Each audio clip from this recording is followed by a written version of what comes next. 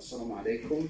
در مورد فتوایی که صادر شد، البته 100% از نقطه نظر دین مبین اسلام هست و دین مبین اسلام یعنی لباسی مناسبی که معیارهای شرعی رعایت می شود توصیه می دهد یا امر می کند و لباسهای ملی که در اون رعایت معیارهای شرعی هست.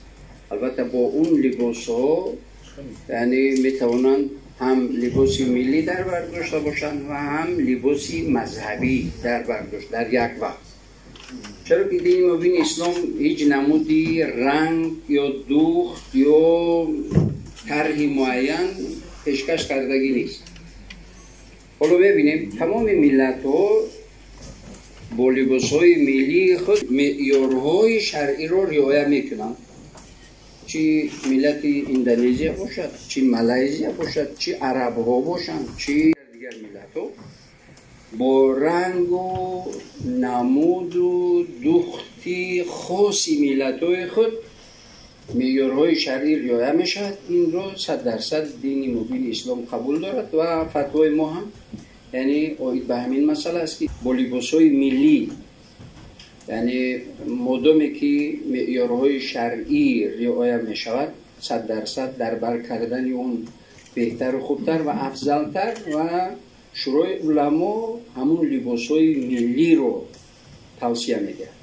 در اونجا کلمه یعنی اخلاقی هم اومدگی است. ما در نظر داریم اون نیم اوریانی که تماما به ملت ما بیگانه هست، اون رو هم در نظر داریم که توصیه داده نمیشود. باید که خواهران و مادران عزیزی ما باید عفت و مادری خود رو، عفت مادری و عفت زنی خود رو باید رعایت نمایند و پیروی از فرهنگ بیگانه‌ای که از پس اون برای ملت‌ها بلاهای زیادی بار میکنند، یعنی از اونها حذر داشته باشند. این یک طرفی مسئله. طرف دیگری که حالا سیاه، عادتاً از قدیم مردم ما به سیاه پوشی عادت نکردند، یعنی در نظر اکثریت کلی چی مادر خواهرها و چی مردم تاجیکستان رنگ سیاه یعنی چندان قبول نیست. برای همین لباسی اسلامی باید یعنی چی؟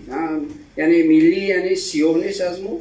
خب و دیگری که به نهایت چسبیده و که تمام عضوهای بدنش نمایان می شود با اون سر و لباس که اون رو به نام حجاب می پوشد، اون حجاب اسلامی هم نیست.